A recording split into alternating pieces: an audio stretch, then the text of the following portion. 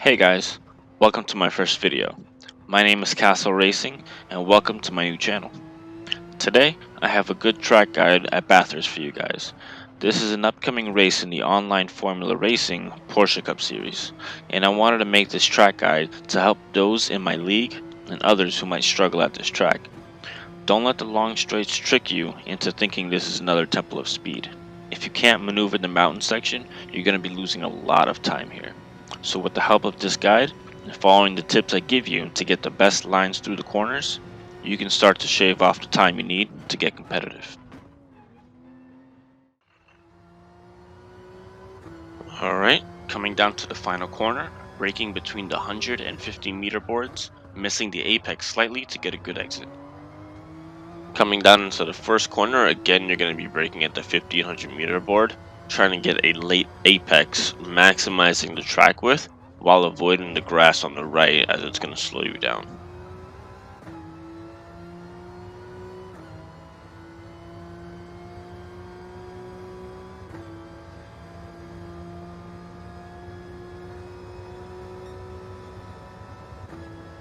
Coming into turn 2, again between the 150 meter board, keeping it to the inside. As soon as the car grips up, you can get back on the throttle. I didn't use the full track width there, but make sure to. Turn 3, on the corner entry, you're going to want to lift off the throttle to get the nose turned in just slightly, braking hard here into turn 4, keeping it to the inside. For this corner, you're going to want to stay to the inside, but not too much, as it is a decently high elevation curb that's there, and it can unsettle your car and send you straight into the wall, getting you damage. So try to keep to the inside, the beginning slope of the curb. Keeping to the outside, coming into this corner is actually a tricky one because the inside wall protrudes a bit more later on in the corner, so it pops out. So if you hug the inside too early, you're going to hit that inside wall and it's going to send you outside, getting probably double damage on both sides of your car. You get slight lift through there. Make sure you hug the outside wall on the exit to maximize your corner speed. Through this corner, you want to stay to the left of the crest so that when you come out of the corner, you're going to be on the outside.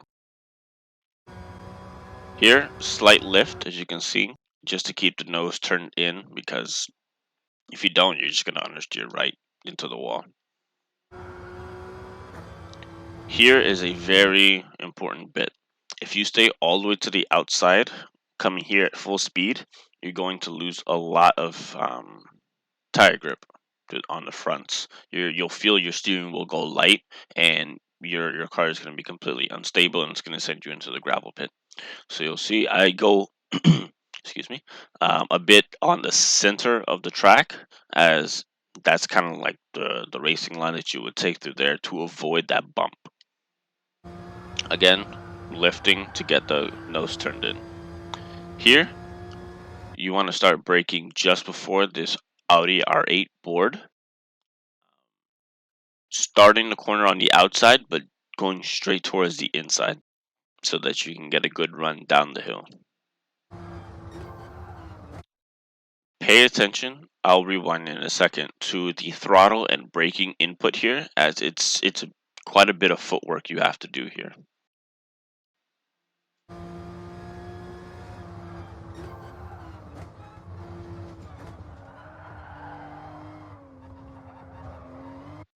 For this corner, right here is about the the spot where you want to start turning to the left again. You see, you have to start turning before you get to the corner, or you're going to be sent out wide again. Hug this inside wall here and lift through this corner to get the nose in. And as soon as it starts going downhill is when you want to start braking. Level out the steering so that you can get good braking and it's not affected by your steering input. And you're going to want to hug the inside wall here on the hairpin to get a good exit. And be patient on the throttle, because if you get on it too early, you're going to run right into the Falcon signs.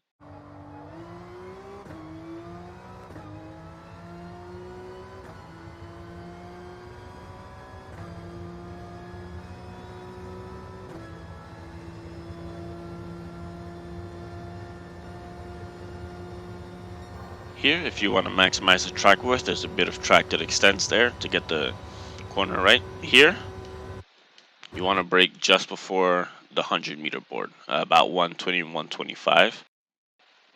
And you're going to brake down to second gear, but you want to be patient, especially here on the throttle, and miss the curb as well, because this one is a very high elevation curb and it will definitely unsettle the car if you don't take it right.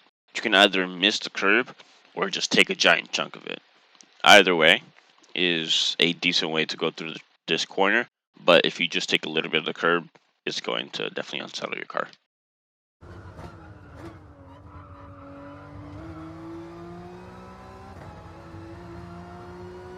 And finally, coming down to the last corner again, braking between the 150-meter boards, getting a late apex, using the full curb on the outside, but be careful, because if you touch the grass, it's going to pull you in. And that's a lap of Bathurst. And now I'll take you to the setup so you can see what I'm running. Okay, so here I have my tune. We have balance of performance on to keep it a level playing field. Of course, I have the Racing Super Soft, and I keep my brake balance at -1 just so I can try to minimize the difference between my front tire wear and my rear tire wear. My ride height in the front is at 2.6 and the rear is at 2.87, but in millimeters that's 66 and 73. I keep my natural frequency both at 3.0. Anti-roll bars 6 and 5. The front and rear of the damping ratios are the same at 56 and 86. I have my negative camber on the front at 1.5 and the rear at 1.0.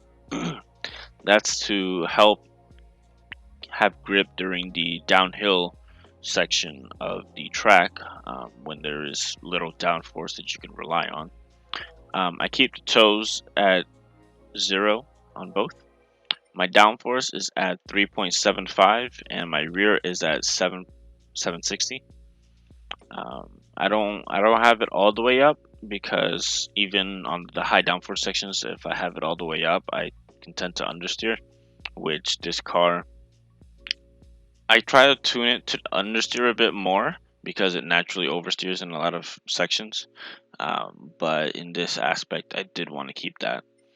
The differential, I keep it at 60, 5, and 5. And what that helps to do is on throttle, it'll understeer a bit, but off throttle, it will oversteer to help turn the nose in, which you definitely need on this track. There's so many sections of it that you saw in the onboard that you definitely need that for. So, and finally on the transmission, top speed at 168. Although with this tune, you top out at about 172-ish.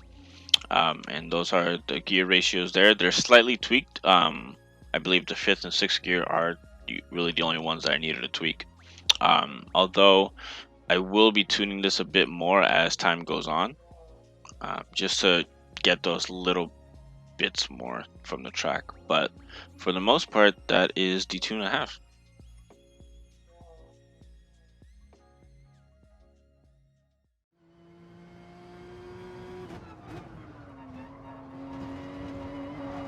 This here is just a quick lap that I did while practicing Bathurst at night, just so I can try my best to have all my bases covered when it comes to race day. So enjoy the lap.